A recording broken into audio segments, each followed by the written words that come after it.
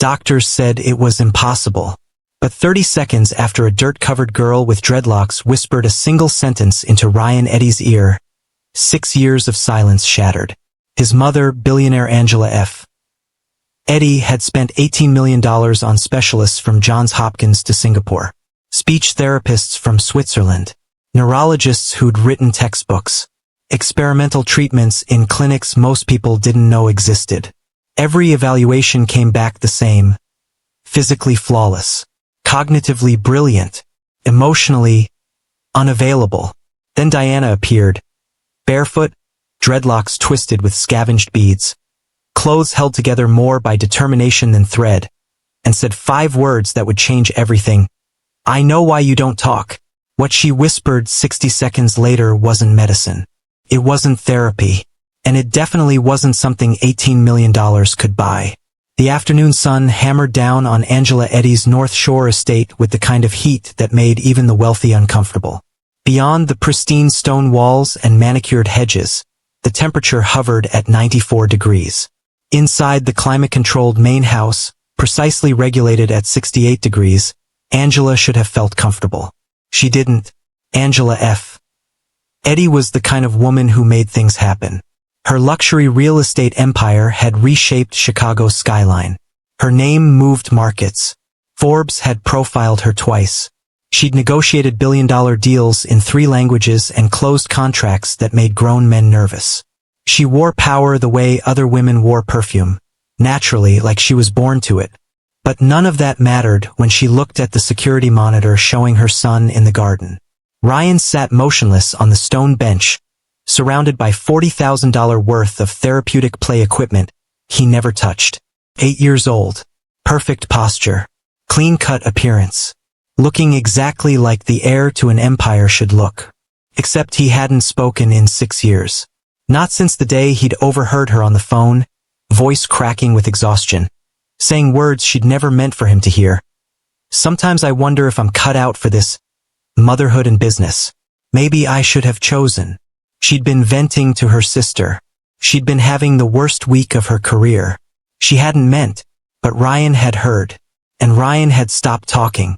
And now, 6 years and $18 million later, Angela stood in her temperature-controlled office, watching her silent son through a camera lens, feeling heat burn through her chest that had nothing to do with the weather outside. Her phone buzzed. Security alert. "Ma'am, we have a breach at the service entrance." Juvenile female, approximately 12 years old. She slipped past the delivery truck. "Should we?" Angela was already moving toward the monitor wall, pulling up the live feed. That's when she saw her. A girl. Maybe 12, dark skin smudged with dirt, wearing torn clothes that might have been beige once. But it was the dreadlocks that caught Angela's attention. Thick, long, decorated with mismatched beads like found treasure. Barefoot, moving through the garden with the kind of careful confidence that came from surviving in places where one wrong step mattered. And she was walking straight toward Ryan. Angela's first instinct was to call security immediately. Her second was to watch what happened next. The girl didn't approach Ryan like the dozens of specialists had: clinical, measured, professional.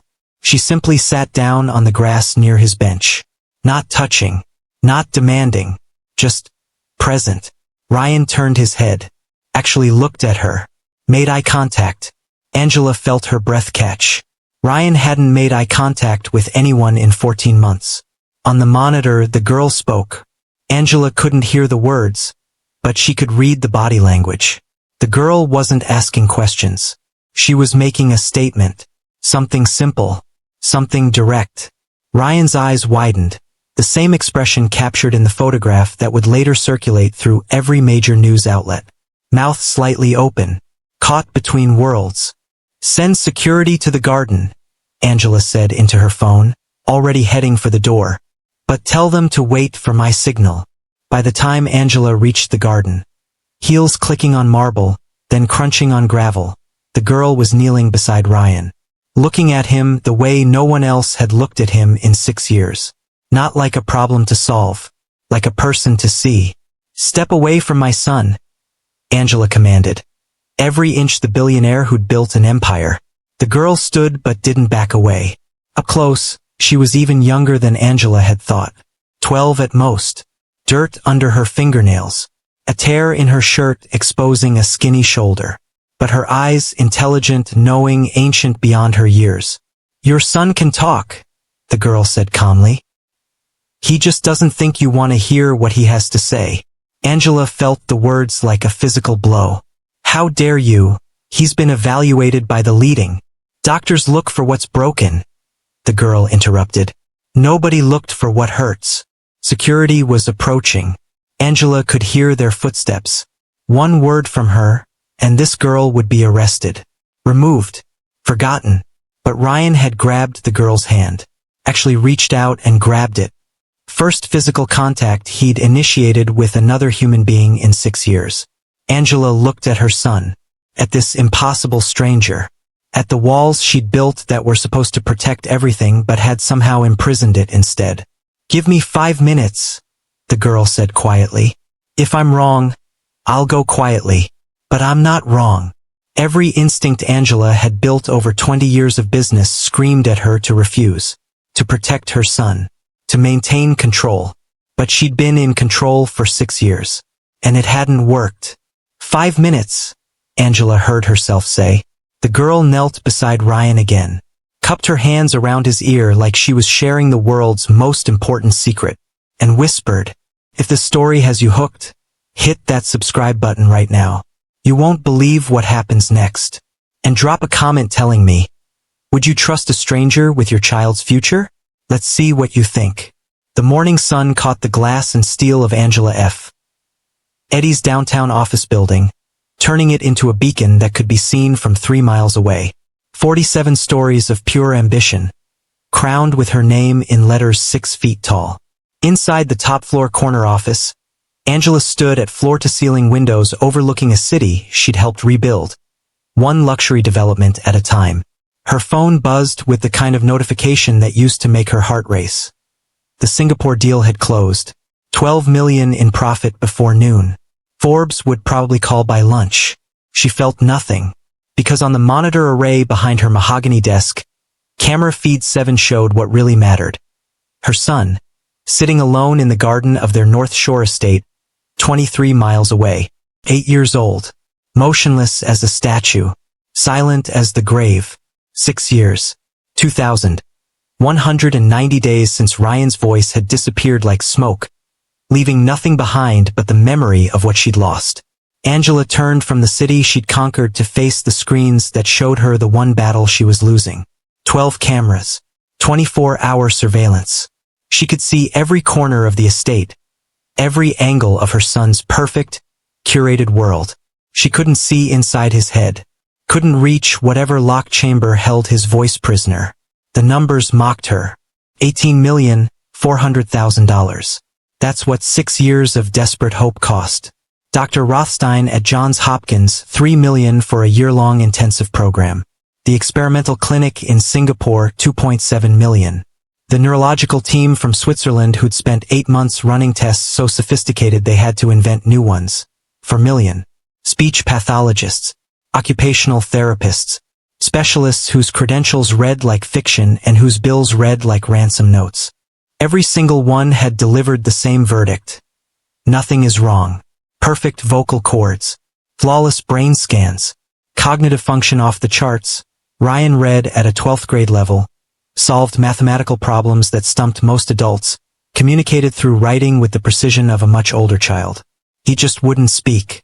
And Angela knew why. God help her, she knew exactly why. Her intercom buzzed. "Mrs. Eddy, you have the Tribune interview in 15 minutes. They're confirmed for the Chicago's Most Powerful Women feature." Most powerful. The words tasted like ash. She'd built an empire from nothing. Started with a single property in Englewood that everyone said she was crazy to invest in. Turned it into 20. Then 200. Then a portfolio that reshaped neighborhoods. She'd negotiated with mayors and billionaires, stared down investors who thought a black woman couldn't command a boardroom, and proved every single one of them wrong. She'd made herself untouchable. Except she wasn't.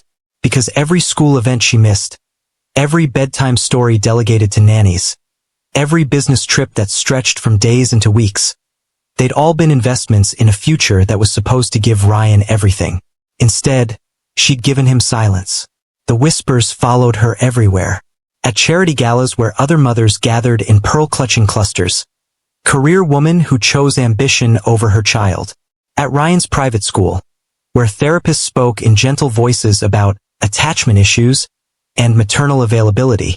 On the one mommy blog that had somehow gotten the story, Billionaire's broken son, when success costs everything.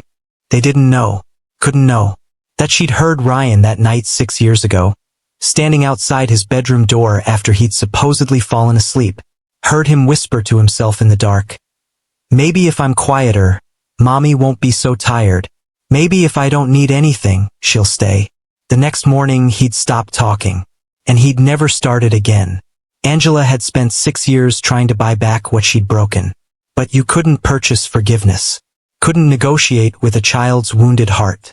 On camera 7, Ryan stood up from the bench. Unusual. He rarely moved during his scheduled, outdoor therapeutic time. Angela leaned closer to the screen, heart suddenly racing. Ryan was looking toward the east wall. The section near the service entrance where the hedge grew thick enough to hide. Her phone exploded with alerts. Security breach, Sector 4. Unauthorized juvenile on property. Repeat. Unauthorized. Angela's fingers flew across her tablet, pulling up the feed. A girl, maybe 12, dreadlocks, torn clothes, barefoot, moving through her secured, monitored fortress of an estate like she had every right to be there, walking straight toward Ryan. Ma'am, should we intercept? Security's voice crackled through her phone. Angela watched the screen, paralyzed. The girl was close now. Ryan had turned fully toward her. Was watching this impossible stranger with an intensity Angela hadn't seen in. The girl sat down, right there in the grass. And Ryan sat down too, facing her, making eye contact. Ma'am? Your orders. Angela's hand shook as she grabbed her keys. Don't touch her. I'm coming now. She was already running for the elevator, heels clicking like gunshots on marble, when her phone buzzed one more time. A text from her head of security, 3 words that made her blood run cold. She's talking to him. Ryan Eddy's day began at 6:47 a.m., exactly as scheduled. Not 6:45, not 6:50. The 3-minute variance was built into his calendar to account for what Dr. Brennan called autonomy accommodation. The illusion that Ryan had some control over his own life. He didn't. By 7:15, he'd completed his morning routine. Shower, dress in the clothes laid out by Maria, eat the breakfast prepared by the nutritionist his mother hired for $8,000 a month, oatmeal with precisely measured blueberries, protein shake calibrated to his body weight, vitamins arranged in a small crystal dish like jewelry. He consumed it all without complaint, without sound. Perfect compliance from the perfect silent air. At 8 a.m. sharp, Ms. Thornton arrived for academics. She had 3 PhDs and the kind of patience that came from being paid $200 an hour to teach a child who never asked a single question aloud. Ryan completed calculus problems on his tablet while she watched, her pen scratching notes for the monthly progress report his mother would read between conference calls. Excellent work, Ryan, Ms. Thornton said, smiling the smile adults used when they were performing kindness. Your math skills are truly exceptional. College level, really? Ryan typed on his tablet. Thank you. Polite. Appropriate. Emotionless. What he didn't type. I've been teaching myself quantum mechanics from MIT OpenCourseWare at night because if I'm going to be broken, I might as well be brilliant. At 10 a.m., speech therapy with Dr. Patel, who spent 50 minutes doing exercises that both of them knew were pointless. Ryan would breathe into the spirometer, open and close his mouth on command, touch his tongue to his teeth in patterns that were supposed to activate neural pathways to voluntary speech. His pathways were fine. Dr. Patel knew it. Ryan knew it. But $18,000 a month bought hope, even false hope, and his mother needed something to purchase. Ryan played along, opened his mouth, demonstrated perfect control of muscles he simply chose not to use for their intended purpose. because speaking meant risking saying the wrong thing. And the wrong thing would prove what he already knew. He was the problem his mother couldn't solve. Lunch at noon. Physical therapy at 1 p.m. Occupational therapy at 2:30. Every hour accounted for, every minute scheduled, every achievement documented in reports that proved Ryan was getting the best of everything except what he actually needed. By 3 p.m., when his schedule finally showed free time, supervised garden access, Ryan felt like a prisoner granted yard privileges. He walked to the garden because it was the one place where the cameras had a blind spot, not in coverage but in understanding. His mother could see him there. Security could track his every movement. But none of them could read what he was thinking when he sat on the stone bench beneath the oak tree his father had planted before the divorce. Before everything fell apart. The memory ambushed him like it always did, sharp and precise as a knife between ribs. 6 years ago, late at night, Ryan had woken up thirsty, padding down the hallway toward the kitchen. He'd heard his mother's voice from her office, exhausted and raw in a way he'd never heard before. "I don't know, Michelle. Sometimes I wonder if I'm cut out for this. Motherhood and business. Maybe I should have chosen. Maybe trying to do both means I'm failing at both." Ryan had frozen in the hallway, small hand gripping the doorframe. His mother, his powerful, perfect mother who could do anything, sounded broken, defeated, because of him. "He's so sensitive," she'd continued, voice cracking. "Every time I miss a soccer game or show up late to school, I see it in his eyes, like I'm disappointing him. And then I'm in meetings thinking about him, and I'm with him thinking about meetings, and I'm doing nothing well." Ryan had backed away silently, retreating to his room like a ghost. The next morning he'd made a decision. If speaking meant needing things, asking for things, adding to the impossible weight his mother already carried, then he simply wouldn't speak. If he was quiet enough, small enough, undemanding enough, maybe she wouldn't have to choose. Maybe she could keep both, her empire and her son, even if her son had to disappear to make it work. 6 years later, Ryan sat in the garden and lived inside that choice. It had become armor, a cage he'd built so carefully that even $18 million couldn't find the lock. The specialists all asked the wrong questions. They wanted to know what stopped him from speaking. None of them asked why he'd decided speaking wasn't worth the risk. Ryan pulled out the book he'd hidden under the bench, The Count of Monte Cristo, because he understood something about choosing imprisonment. He opened to chapter 47, where Edmond Dantes was still locked in the Château d'If, still waiting for. Movement at the east wall caught his attention. Ryan's head snapped up so fast his neck cracked. Someone was slipping through the gap near the service entrance. Not a delivery person. Not staff. A girl. 12 maybe. Dreadlocks twisted with beads that caught the sunlight. Clothes torn and dirty. Barefoot. Moving through his mother's fortress like she belonged there more than he did. She was looking right at him. Ryan's heart hammered against his ribs. He should alert someone. Press the emergency button on his tablet. But his finger hovered over the screen, frozen.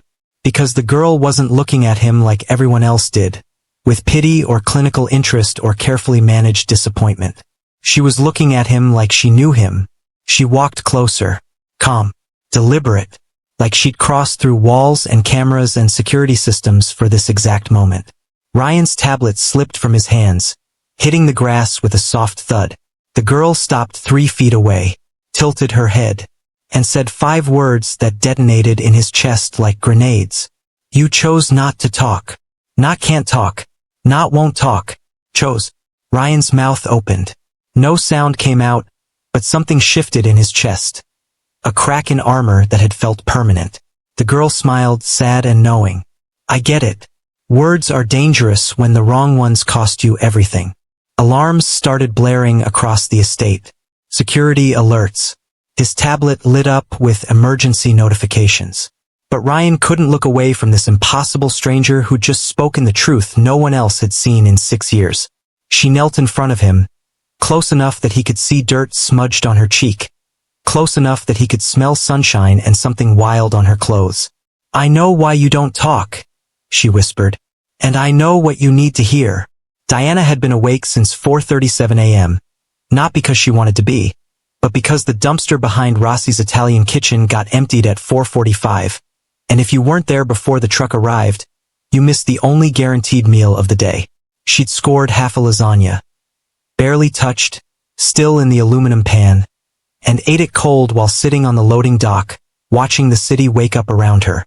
18 months on Chicago streets had taught her that survival was about patterns, timing, reading the world like a book where one missed word could get you killed.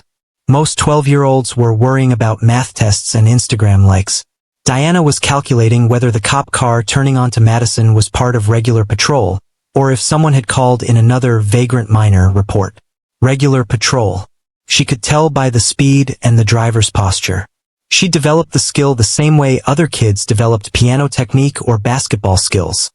Through relentless, life-or-death practice. Reading people wasn't a gift. It was a requirement when every interaction carried risk. Who's dangerous? Who's kind? Who's lying? Who'll help? Who'll hurt? Diana's fingers went to her dreadlocks. Thick ropes that fell past her shoulders, decorated with beads she'd collected like treasure. Blue glass from a broken bottle she'd found near Navy Pier. Wooden ones from a craft store dumpster. One silver bell that had fallen off someone's Christmas decoration, now woven near her left temple so it chimed softly when she moved. Her grandmother had started these locks when Diana was 6, sitting between her knees on Sunday afternoons, patient hands twisting and shaping while humming hymns that Diana still heard sometimes in her sleep. Hair is memory, baby girl, Grandma Lucy used to say. Long as you got these, you got me with you. Grandma Lucy had been dead 3 years. Cancer that ate her up in 6 months, leaving Diana to a system that treated children like inventory. Foster home number 1. Mr. Peterson, who smiled too much and locked his bedroom door with Diana on the wrong side of it.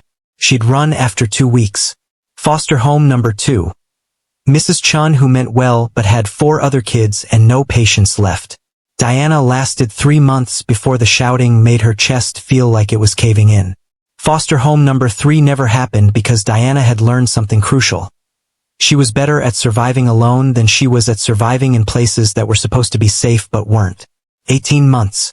She'd made it 18 months by being smarter, faster, more invisible than the system that was half-heartedly looking for her. Rich people pay therapists, she'd told another street kid once. Poor people pay attention. It was the truth. Wealthy folks could afford to be oblivious, to miss signals, to not notice the micro-expressions that told you everything you needed to know. People like Diana? They noticed everything or they didn't survive. Today, though, something felt different. Diana had woken up with a pull in her chest she couldn't explain. Like a fish hook lodged behind her ribs, tugging her north. She'd ignored it through breakfast, through her morning routine of washing up in the public library bathroom, through the careful inventory of her possessions. 2 spare shirts, 1 pair of socks with holes, the notebook she'd stolen from Walgreens where she wrote things down so she wouldn't forget who she was. But the pull wouldn't quit. By noon, she'd given in, following the invisible thread through neighborhoods that got progressively cleaner, quieter, more hostile to girls who looked like they'd crawled out of an alley. Because they had. The houses grew larger. The lawns became manicured. The cars and driveways cost more than most people made in a year. And then she saw the walls. 12 feet of stone and iron, topped with electric fencing that hummed with expensive security. The kind of barrier that screamed money and fear in equal measure. Diana stopped on the sidewalk, staring up at those walls. People who build walls that high are hiding something, she said to no one, her voice almost lost in the afternoon heat, or protecting something, or keeping something in. The pull in her chest yanked harder, urgent now. Whatever waited behind those walls. She was supposed to see it, supposed to be here. Diana didn't believe in fate, believed in probability and patterns and reading situations correctly. But this feeling was drowning out logic, insisting with a certainty that felt almost like prophecy. She circled the perimeter, invisible in the way homeless kids learned to be invisible. Watched the patterns. Delivery truck at 2:15 p.m. Late. Driver annoyed. Security guard distracted by paperwork. The gap in coverage lasted 47 seconds. Diana slipped through like smoke. Inside the walls, the world transformed into something from a magazine. Manicured gardens, stone pathways, sculptures that probably cost more than a year's rent. And in the center of it all, sitting alone beneath an oak tree, a boy, 8 maybe, light blue shirt, clean cut, frozen like a statue in a museum. But it was his eyes that stopped Diana's breath. She'd seen those eyes before, in the mirror at the library, in the faces of other kids on the street who'd learned that safety meant disappearing. Haunted, ancient, alone. The boy looked up, and their eyes locked across 30 feet of perfectly maintained grass. Diana felt recognition slam into her chest. Not because she knew him, because she understood him. This boy was trapped behind walls that had nothing to do with stone and iron. Just like she'd been trapped in foster homes that called themselves safe. Different prisons. Same isolation. The pull in her chest resolved into clarity so sharp it hurt. She was supposed to help him. Diana started walking forward, even as her survival instincts screamed at her to run. Alarms would trigger any second. Security would come. She'd be arrested. Thrown back into the system she'd fought so hard to escape. But the boy's eyes held hers, and she saw something flicker there. Hope or fear or recognition. She couldn't tell which. She stopped 3 feet away, close enough to see his hands trembling, close enough to read the truth written in his posture. "You chose not to talk," she said quietly. His tablet fell from his hands. Diana smiled, sad and knowing, because she understood choices made in desperation. "I get it. Words are dangerous when the wrong ones cost you everything." Sirens started wailing. The boy's tablet lit up like a Christmas tree. But Diana knelt in front of him anyway, close enough to smell expensive soap and loneliness, close enough to see tears gathering in eyes that had been dry too long. "I know why you don't talk," she whispered, "and I know what you need to hear."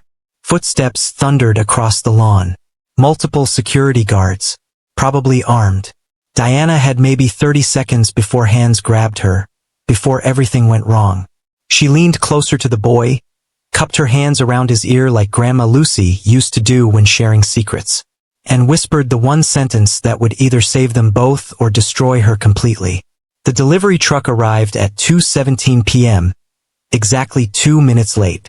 Diana watched from her hiding spot behind the neighbor's perfectly trimmed hedges as the driver, middle-aged, sweating through his uniform, argued with the security guard about a signature that didn't match the database. 47 seconds. That's how long bureaucracy would buy her. Diana moved like water, slipping through the gap between truck and gate, while the guard's attention was locked on his clipboard. Her bare feet made no sound on the heated pavement. By the time the guard looked up, she was already inside, already gone, already committed to whatever came next. The world on the other side of those walls was obscene in its perfection. Grass so green it looked painted. Flowers arranged in patterns that screamed, landscape architect charging $500 an hour. Stone pathways that curved through the garden like they'd been designed by someone who'd never had to choose between beauty and function, who'd never understood that sometimes you just needed the shortest distance between 2 points. Diana had grown up in apartments where roaches outnumbered furniture, had spent 18 months sleeping in places where shelter meant not actively raining on you.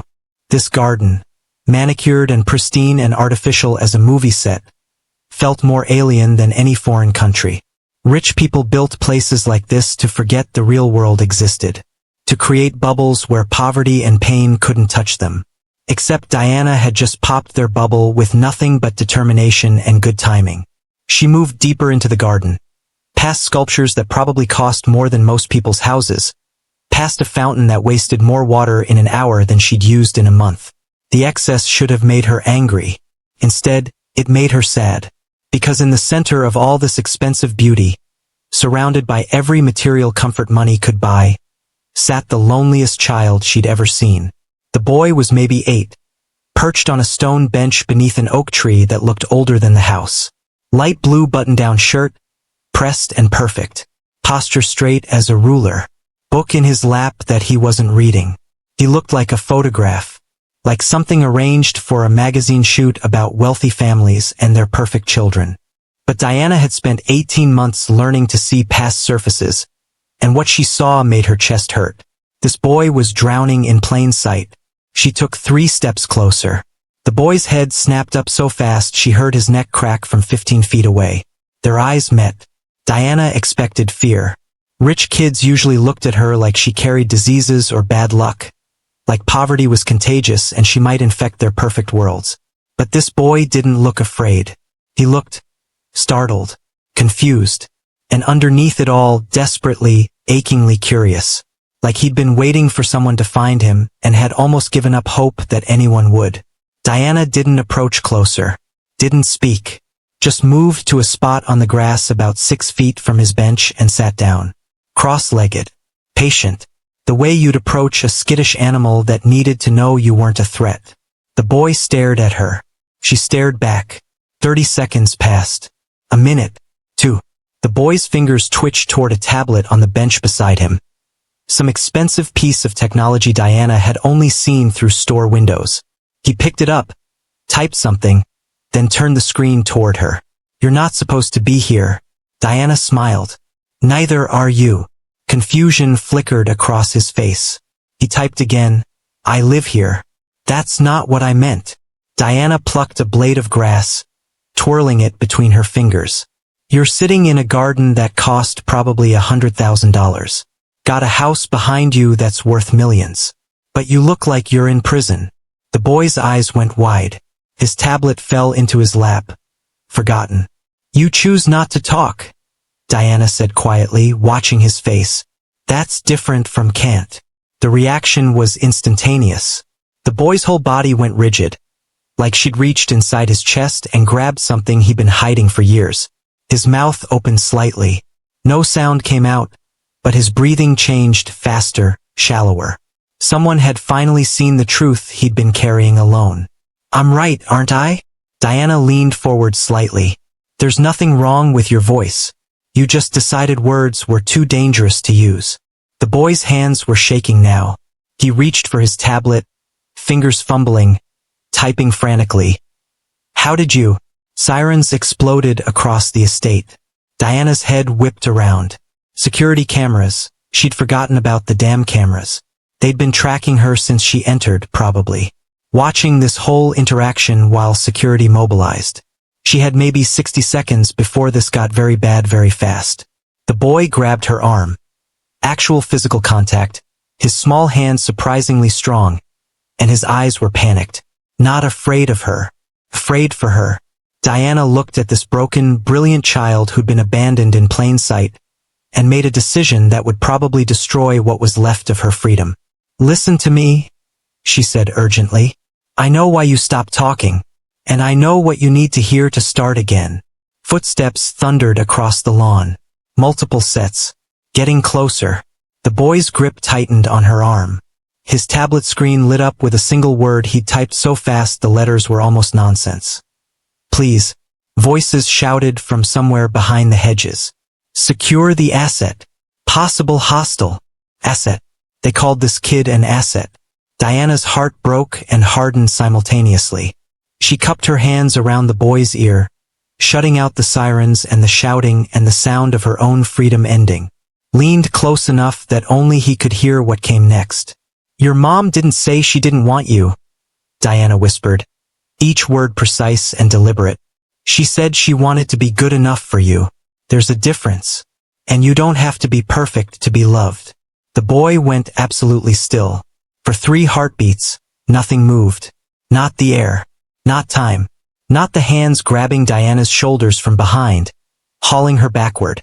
Then Ryan's mouth opened, and after 6 years of calculated silence, sound emerged.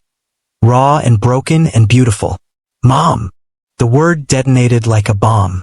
Security guards froze mid-grab. Someone's radio clattered to the stone pathway. In the distance, Diana heard a woman scream. Not in fear, but in shock so complete it had no other language. Ryan was crying now, tears streaming down his face, that single word repeating like a prayer or an exorcism. "Mom? Mom? Mom!"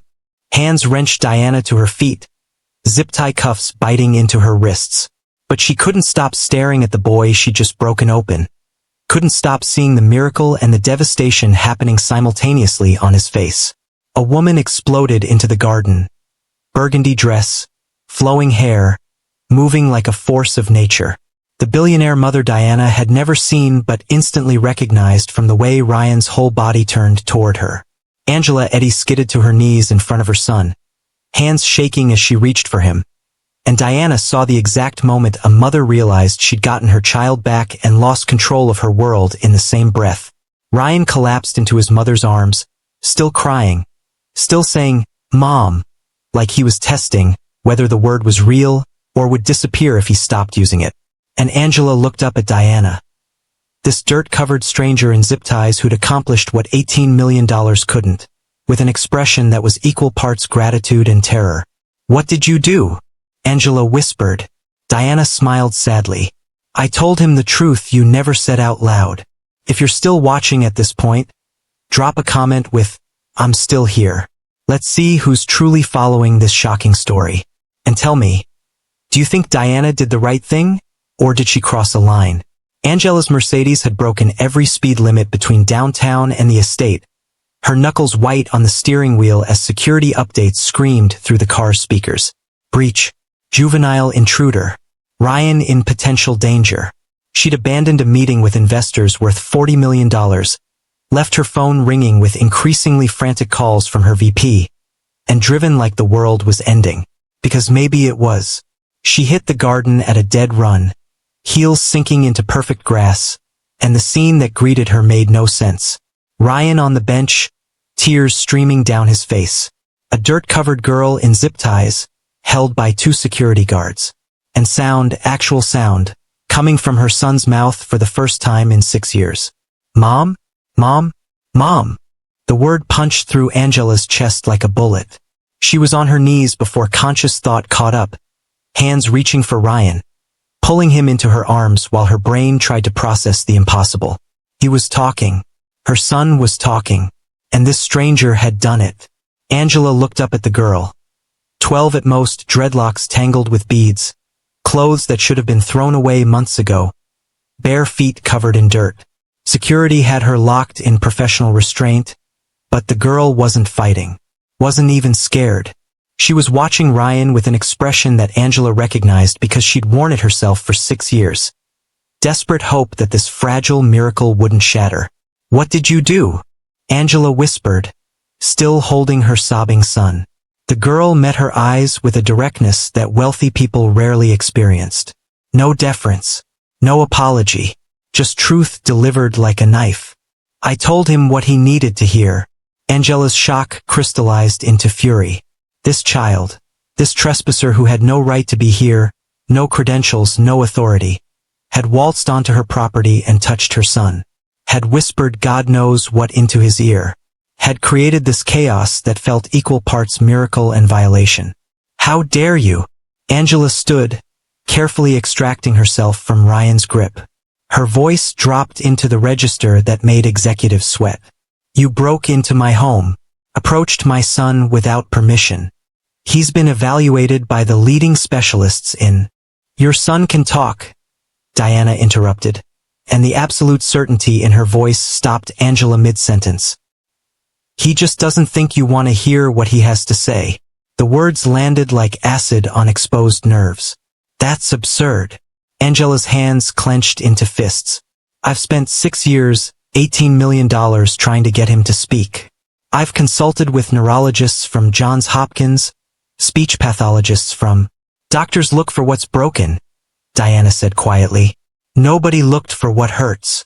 Angela felt the ground shift beneath her expensive heels. This impossible child was speaking truths that 6 years of specialists had somehow missed, and it made Angela want to scream or break something or rewind time to before the stranger had shattered her carefully controlled world. "Ma'am." The head of security stepped forward, hand on Diana's shoulder. "Police are 3 minutes out. We have her secured for trespassing, potentially assault on a minor." "I didn't assault him," Diana said calmly. "I talked to him." Novel concept, apparently. Angela's fury spiked. "You have no idea what you're—" Ryan moved, It happened so fast Angela almost missed it. Her son, who hadn't initiated physical contact with anyone in years, who flinched from touch like it burned, lunged forward and grabbed Diana's hand.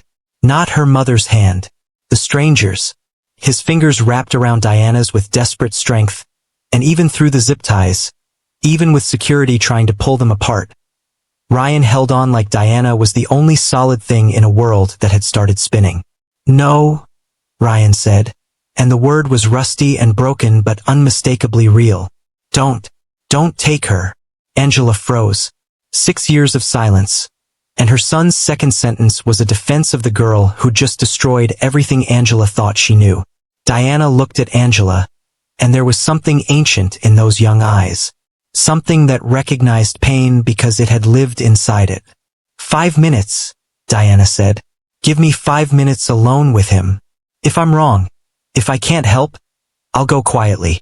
Won't even fight the charges." "Absolutely not." Angela's legal training kicked in. "You're a minor who illegally—" "I'm a kid who sees what you can't," Diana shot back. "Because you're too close and too scared and too used to buying solutions to problems that don't have price tags." The truth of it stung like a slap. Sirens wailed in the distance, getting closer. Angela had maybe 2 minutes before this became official, before police reports and legal proceedings and media attention turned her private nightmare into public spectacle. Her son was still holding the stranger's hand, still crying, still making sounds she'd prayed to hear for 6 years.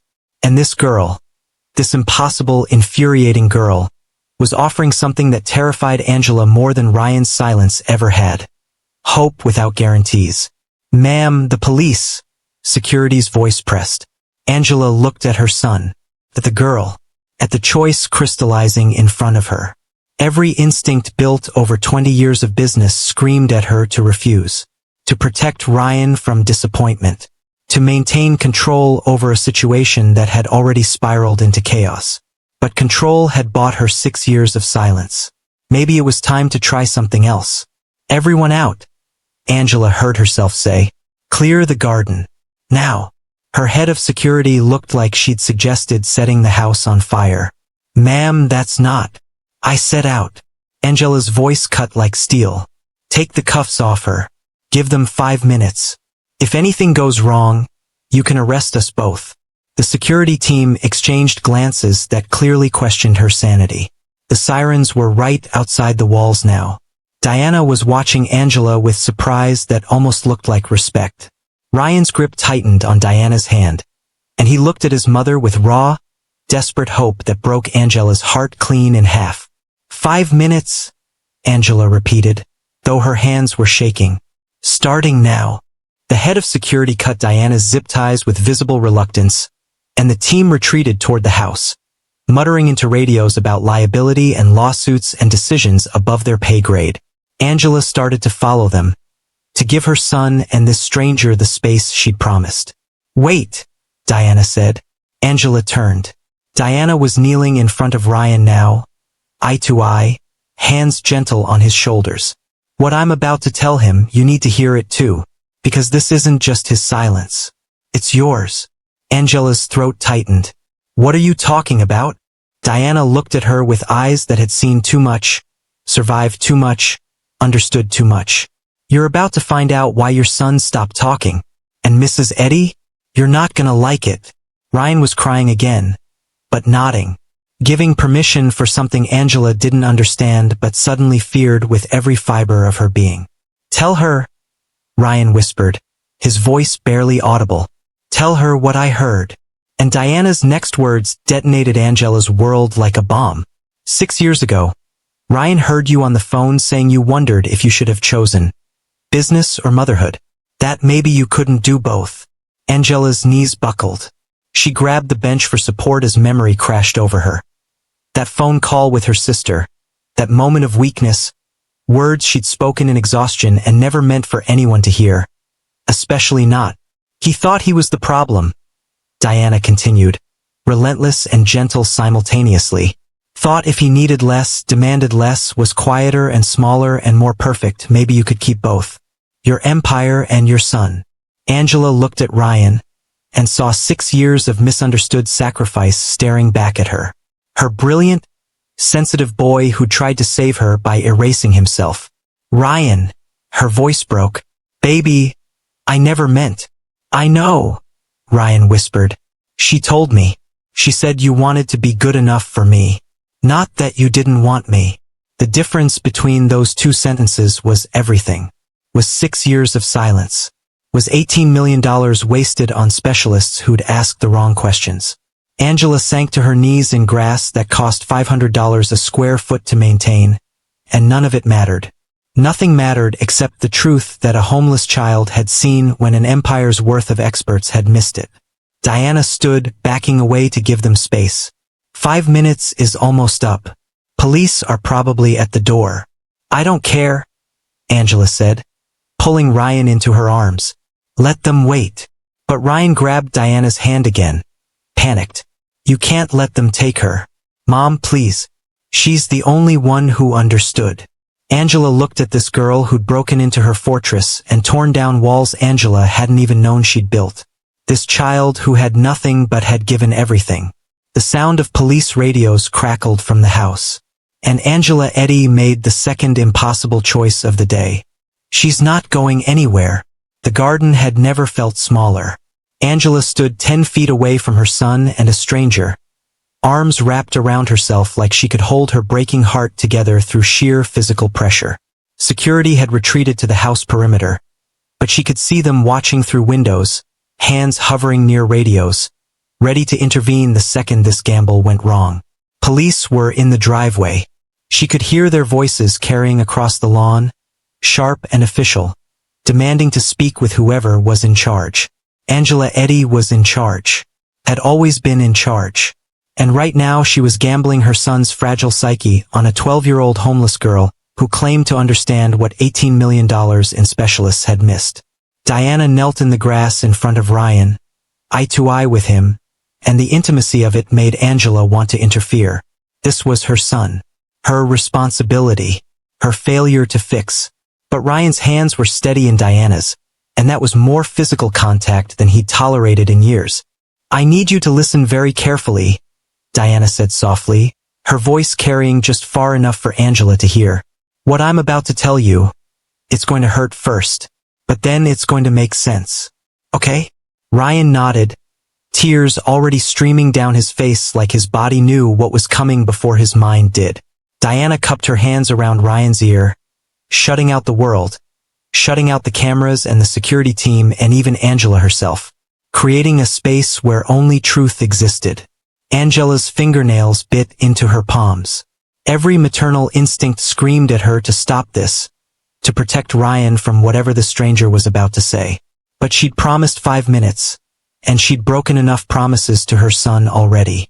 Diana's lips moved against Ryan's ear, words too quiet for cameras or witnesses or desperate mothers to capture. The surveillance system that had cost $100,000 was useless. Whatever Diana whispered belonged only to Ryan. Angela watched her son's face and saw the exact moment the words landed. Ryan's whole body went rigid. His eyes went wide. For 3 seconds he didn't breathe, didn't move. Looked like Diana had reached inside his chest and grabbed his heart. Then something broke. The tension that had lived in Ryan's shoulders for 6 years released all at once. His mouth opened in a silent sob. His hands gripped Diana's like she was the only thing keeping him from flying apart. And then sound. Raw and broken and rusty from disuse, but unmistakably, miraculously sound. Mom! The word detonated across the garden like a gunshot. Angela's knees buckled. She grabbed the stone bench for support as the world tilted sideways. 6 years. 2,190 days of silence, shattered by a single word from her son's mouth. Mom! Ryan said again, louder now, turning toward her with tears streaming down his face. Mom, I'm sorry. I'm so sorry. I thought if I was quieter. Angela was moving before conscious thought caught up, crossing the 10 feet in a heartbeat, dropping to her knees and pulling Ryan into her arms with enough force to bruise. Oh God! She sobbed into his hair. Oh God, baby, no. No, you have nothing to be sorry for. I heard you on the phone? Ryan's voice cracked, words tumbling out like a dam had burst. You said you didn't know if you could do both, business and me. And I thought I was making you choose. So I stopped needing things, stopped asking for things, stopped talking so you wouldn't have to. No. Angela pulled back, gripping his face between her hands. Ryan, listen to me. I never wanted you to be less. I wanted to be more present, more available, more, her voice broke, more worthy of being your mother. Behind them, Diana stood and backed away, giving them space. But Ryan grabbed her hand, refusing to let her go. She told me, Ryan said, looking between Diana and Angela. She said you didn't say you didn't want me. You said you wanted to be good enough for me. The distinction was a knife between Angela's ribs. 6 years of her son suffering because he'd heard her self-doubt and internalized it as rejection. 6 years because she'd had one moment of honest vulnerability and he'd been listening. There's more, Diana said quietly. The rest of what I told him. Ryan nodded, squeezing Diana's hand. She said, I don't have to be perfect to be loved. The simplicity of it broke Angela completely. She collapsed forward, forehead pressed against Ryan's, and wept like she hadn't wept since the day she'd realized her son had stopped speaking. You've never had to be perfect, she sobbed. Never, Ryan. I just wanted you to be happy. To be you. But I'm not perfect, Ryan whispered. I get angry and scared, and sometimes I don't understand my homework, and I hate violin lessons, and I... Good, Angela said fiercely. Be angry. Be scared. Hate violin. Hate me if you need to. Just talk to me. Please God. Baby, just talk to me.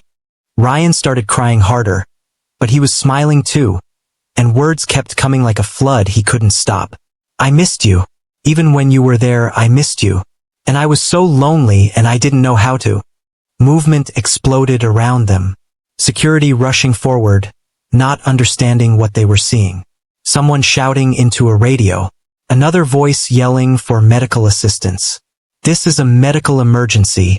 The boy is in distress. Stand down. Angela roared, her CEO voice cutting through chaos. Everyone stand down right now. But it was too late. Staff were pouring into the garden. The police had broken through the perimeter. Someone was calling 911. Panicked voice reporting a child having a breakdown. Ryan pressed closer to Angela, overwhelmed by sudden crowd and noise and attention. His hand was still locked around Diana's. Don't let them take her, Ryan said, his new voice already getting stronger. Mom, please. She's the only one who understood. Angela looked at Diana.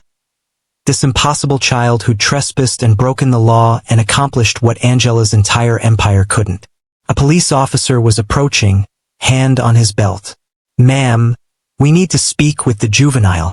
She's with me, Angela said, standing and pulling Ryan up with her.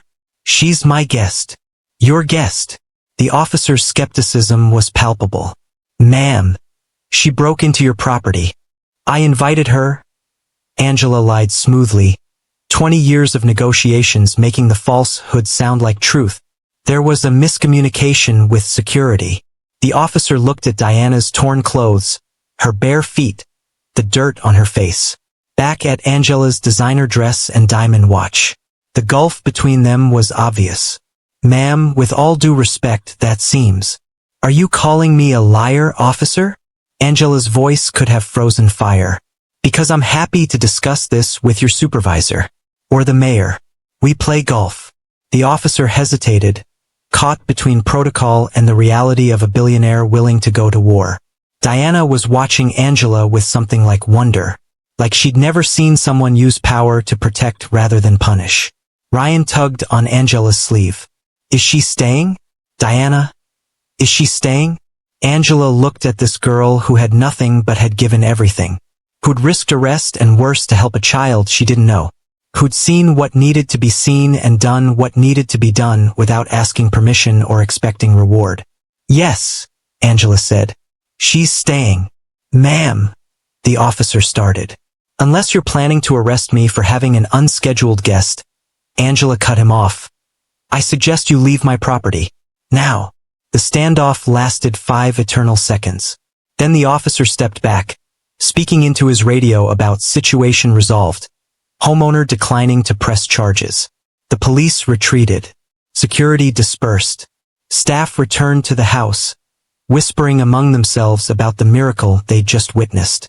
And Angela stood in her garden with her son who was speaking and a stranger who'd become something else entirely. "Thank you," Angela said to Diana. The words inadequate for what had just happened. Diana shrugged, uncomfortable with gratitude. "I just told him the truth." "No," Angela said. "You gave him back his voice." That's... She couldn't finish. Couldn't find words big enough. Ryan was still holding Diana's hand. Still talking, words flowing like he was making up for 6 years of silence all at once.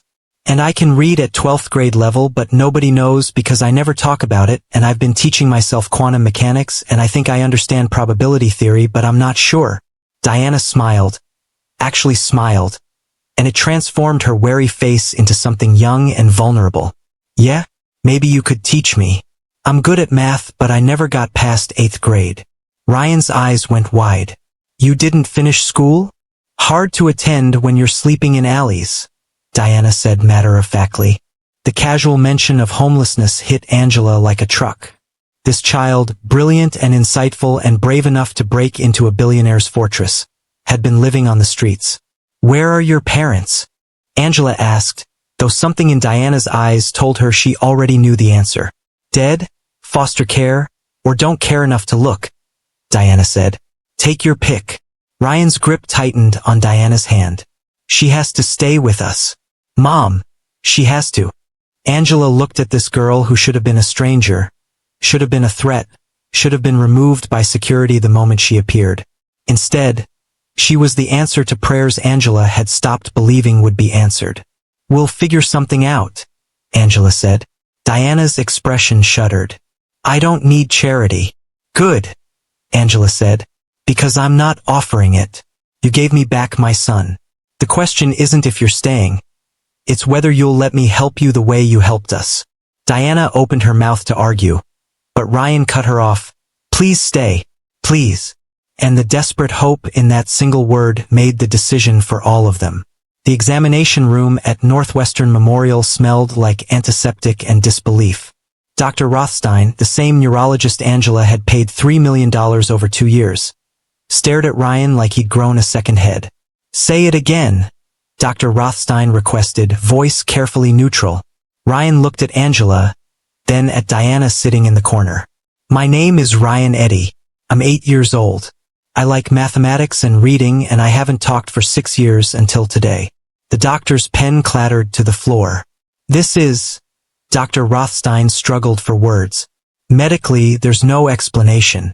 His vocal cords show signs of minimal use, but they're functioning perfectly. Brain activity is normal. There's no neurological event that would explain spontaneous." He stopped, looking between Angela and Ryan. "What happened?" Angela opened her mouth to explain, but the words felt impossible. "A homeless girl whispered a sentence and my son spoke." "How did you put that in a medical chart?" "Someone told me the truth," Ryan said simply. By midnight, the story had leaked. Angela's VP called, voice tight with panic. "The Tribune has it. Billionaire's mute son speaks after mysterious encounter. They're running it front page tomorrow." By morning, it was everywhere. CNN. Miracle in Chicago. 6 years of silence broken in seconds. Forbes. Angela Eddy's $18 million question. Answered by a homeless child. Local news camped outside the estate gates. Cameras tracking every movement. Reporters shouting questions Angela had no intention of answering. The first 3 days were chaos. Angela hired the best family law attorney in Chicago, started emergency guardianship proceedings, and prepared for the fight she knew was coming. Came on day 4. Child Protective Services arrived with a social worker named Margaret Chun and a file thick enough to be a weapon. "We need to understand Diana's placement here," Ms. Chun said, sitting across from Angela in the study. "She's a ward of the state, missing from her last placement for 18 months. This situation is irregular. Diana helped my son," Angela said carefully. I'm grateful. I want to help her. Gratitude doesn't establish legal guardianship. Ms. Chun opened her file. Diana has a history, running from placements, theft charges, association with known offenders. She needs proper oversight, not... She gestured around the expensive study.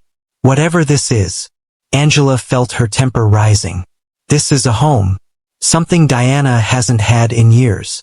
Mrs. Eddy, I understand your intentions, but you can't simply decide to keep a child because you're wealthy enough to. I'm deciding to keep her because she deserves better than what she's gotten. Angela leaned forward. Your system failed her.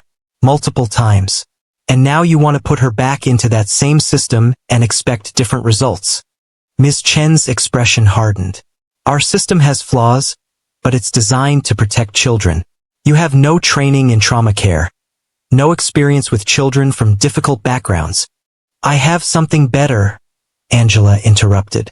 I have love, and attention, and the resources to give Diana everything she needs to heal. Love isn't enough. Neither is a system that treats kids like inventory. The argument went in circles for an hour. Ms. Chun left with promises of investigations and evaluations and a court date that would determine Diana's future. That night, Angela found Diana on the roof outside her bedroom window, sitting on the tiles and staring at the city lights. You're not supposed to be up here, Angela said, climbing out to join her. I'm not supposed to be a lot of places I end up, Diana said.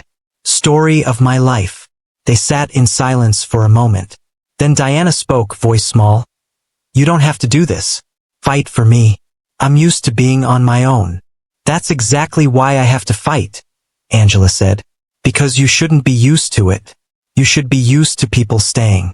To promises being kept. To being chosen. Diana's eyes were shining. What if I mess it up?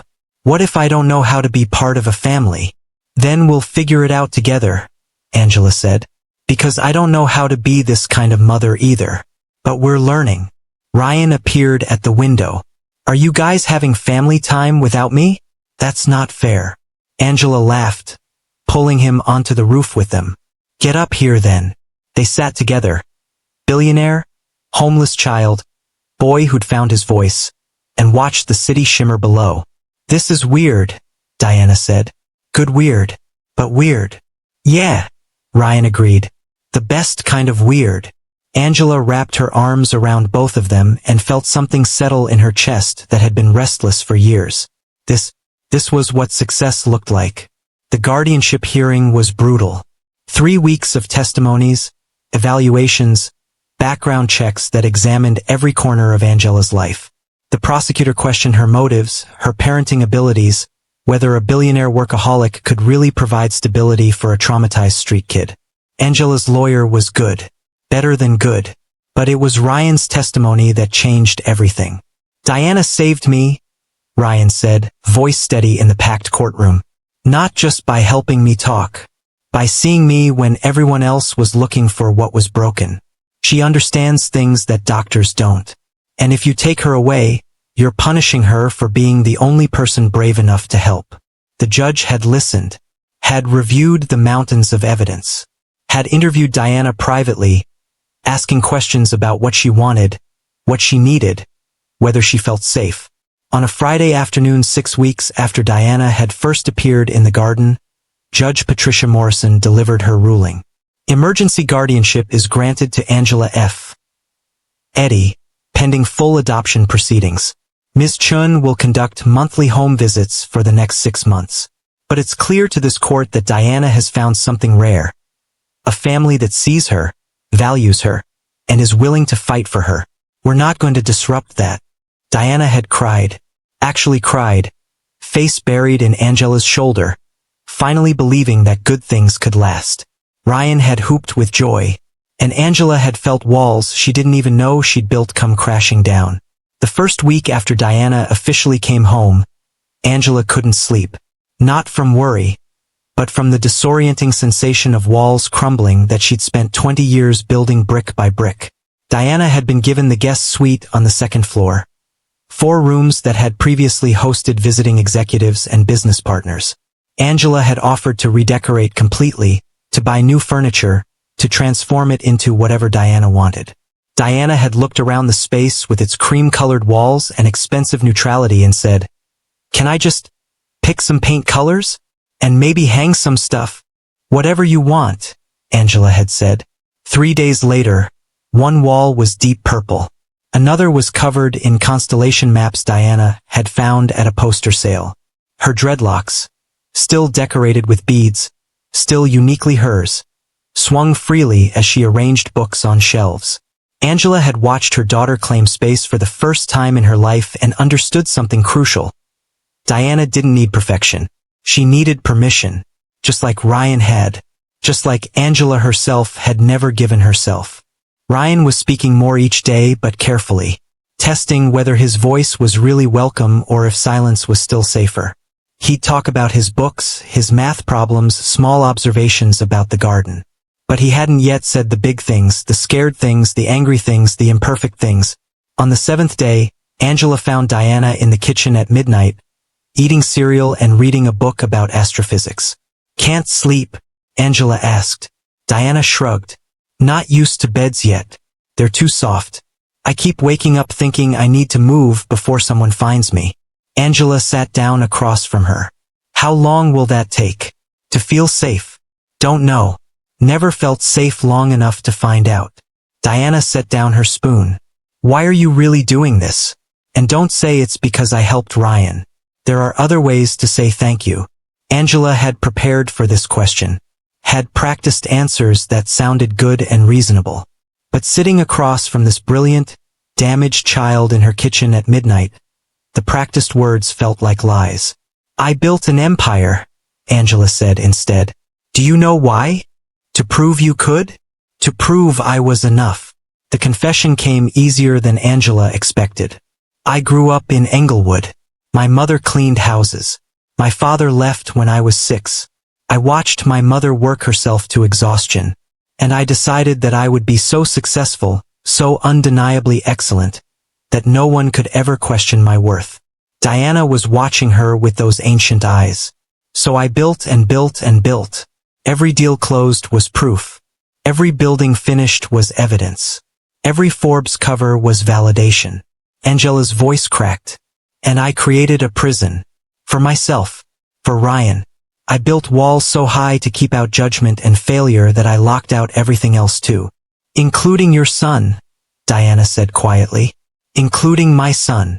Angela looked at her hands. "You gave him everything except permission to be imperfect. That's what you said. You were talking about me too, weren't you?" Diana nodded. "You never gave yourself permission either. You're still trying to prove you're enough. How do I stop?" "You already started." Diana gestured around the kitchen. Dishes in the sink, Ryan's homework on the counter, evidence of messy life. "You let me stay. You let Ryan's garden get dirty. You're here at midnight instead of working. Those are walls coming down." Angela felt tears burning. "I'm terrified I'll fail you both." "Yeah, well, join the club." Diana's smile was sad. "I'm terrified too. But maybe that's okay. Maybe being scared means it matters." They sat in silence, two people from different worlds who'd found the same truth. "Diana," Angela said carefully, "what happened in those 18 months? On the street." Diana's walls slammed back up. "Why?" "Because I want to know who you are. All of you." Diana studied her for a long moment. Then slowly she started talking. She told Angela about sleeping in alleys, about the crew who'd protected her in exchange for being their lookout, about stealing food and running from police and learning to survive. "I did things I'm not proud of," Diana said, "but I survived. And that counts for something." "It counts for everything?" Angela said, reaching across the table to take Diana's hand. "You survived. And now you get to do more than survive. You get to live." Diana squeezed back, and something in her expression softened. "I'm trying to believe that." The next morning, Angela did something she hadn't done in 15 years. She called her VP and said she wouldn't be coming in. "Are you sick?" "No. I'm choosing differently." She spent the day with Ryan and Diana. They went to the Art Institute, where Ryan talked about the mathematics of perspective and Diana argued about colonial implications of art collection. They got hot dogs from a street vendor, Angela in designer jeans eating $3 food. Ryan laughed, head thrown back, completely unself-conscious. Angela took a mental photograph. This was success. That evening, in the garden, Angela made an announcement. I'm starting a foundation for kids in foster care who age out with nowhere to go. Diana looked up sharply. What kind of foundation? Housing, education funding, legal advocacy, job training. Angela looked at Diana. I want you to help design it. You know what kids need better than any consultant. Me? Diana's voice was small. You. This will be built by people who understand. Ryan grabbed Diana's hand. That's awesome. Diana's eyes were shining. You'd actually listen to what I think? I'd be honored, Angela said. That night, Angela drafted an email to her board. She was stepping back from day-to-day operations. Her priority was family. She hit send and felt lighter than she had in decades. The walls she'd spent 20 years building. She was choosing to tear them down. Not because she was giving up, because she was finally building something real. 3 months later, Angela stood at the kitchen window watching her children in the garden, and the word hit her with quiet force. Children. Plural. Chosen. Hers. Ryan knelt in the dirt beside Diana, both of them elbow-deep in soil. The garden looked different now, less manicured, more alive. Tomato plants sprawled. Herbs Diana had planted grew in enthusiastic disorder. The grass had patches where they'd experimented. It was messy and imperfect and beautiful. Mom, Ryan called. Diana says basil needs full sun, but I think this spot gets too hot. What do you think? 3 months ago, Ryan hadn't spoken in 6 years. Now he was debating herb placement like it was natural. Because it was. Angela stepped out into the garden, leaving her tablet inside. Something she wouldn't have done before. Let's track the light patterns for a few days, she said, kneeling between them. Diana grinned. That's very un-billionaire of you. Aren't you supposed to have all the answers? Turns out the best answers take time, Angela said. Ryan had started at Lincoln Park Academy 6 weeks ago. Angela had braced for his retreat into silence. Instead, he'd come home and talked for an hour about classmates and the library and his science teacher. I was quiet today, he'd said, but it was my choice. That's different. Yes, that was everything. Diana thrived at the same school, top of her class, making up for lost time with fierce determination. She joined debate team and started a petition to improve juvenile detention conditions.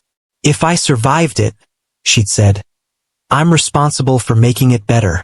Angela had helped draft the proposal, had used connections to get meetings, but she'd let Diana lead. The foundation was taking shape too. Diana sat in every planning meeting, pushing back when adults made assumptions. They don't need sympathy, Diana had said. They need practical support. Housing that doesn't set them up to fail. Job training that leads to actual jobs. Adults who believe them. The executives listened.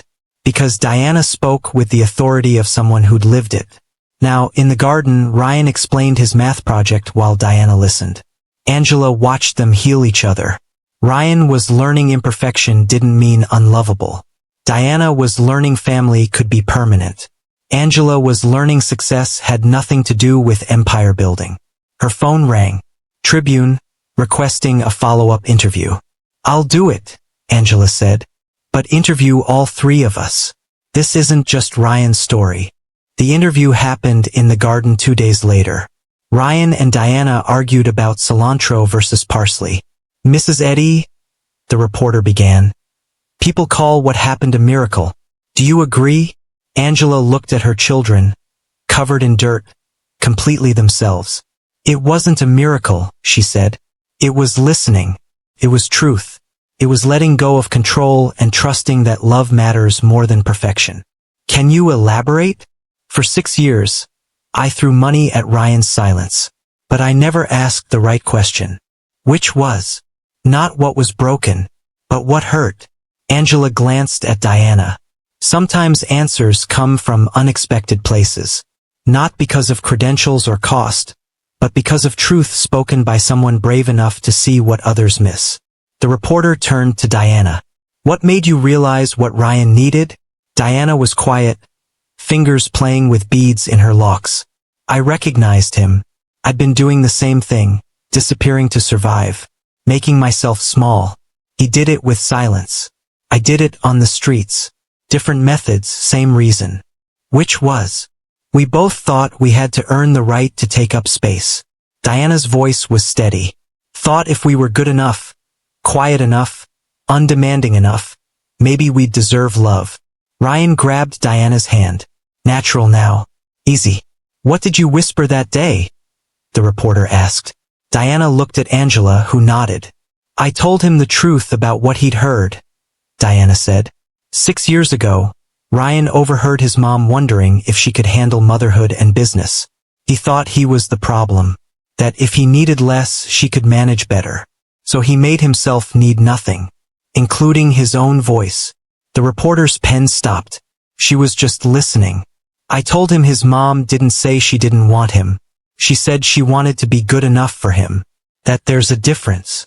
Diana squeezed Ryan's hand. And I told him he didn't have to be perfect to be loved. Because nobody does. The reporter had tears. And that broke 6 years of silence? Ryan spoke up. It broke through because it was true. And because someone finally understood I wasn't broken.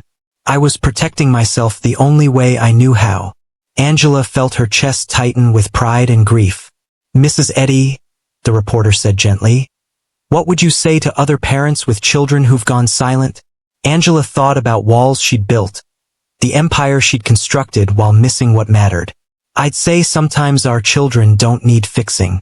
They need us to see them, really see them, not as reflections of our success or failure, but as whole people with their own pain and truth.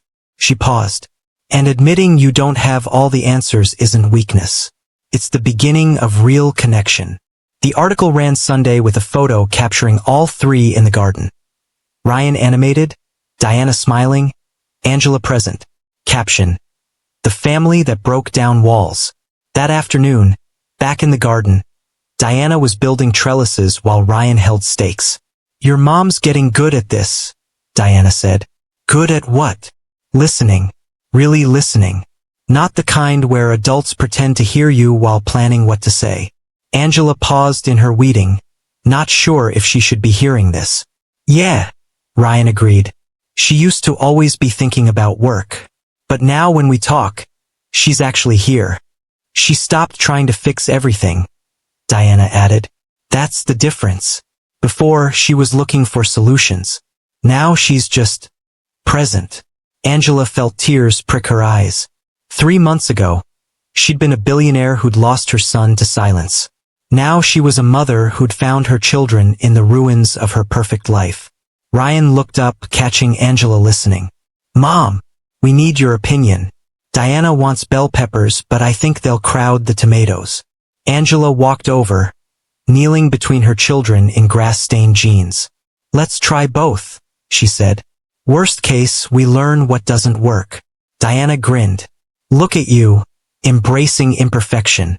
I'm learning from the best, Angela said. They worked in comfortable silence, hands in dirt, sun warm. This was the garden where everything had changed, where Diana had appeared like an impossible answer, where a single sentence had shattered 6 years of silence. The viral photo, Ryan's shocked expression, mouth open, between Diana and Angela, captured the moment Diana whispered, the moment their worlds cracked open. But that photo only showed the breaking, not the rebuilding, the messy, beautiful work of becoming family. You know what's weird? Ryan said. I used to think silence kept me safe, but it just made me invisible. Diana nodded. Same with running. I thought moving meant nothing could hurt me, but I was just alone. And I thought building walls made me strong, Angela added. But they just isolated me. Ryan looked at both. So we all kind of saved each other. Yeah, Diana said softly. We really did. Angela pulled both children into a hug that got dirt on everyone. Her phone buzzed inside, probably urgent. She didn't check it. Mom! Diana's voice was tentative. Can I ask something? Anything. Do you ever regret it? Choosing us over your empire? Angela looked Diana in the eyes, this brilliant child who still couldn't believe good things lasted. Diana, I didn't choose you over my empire.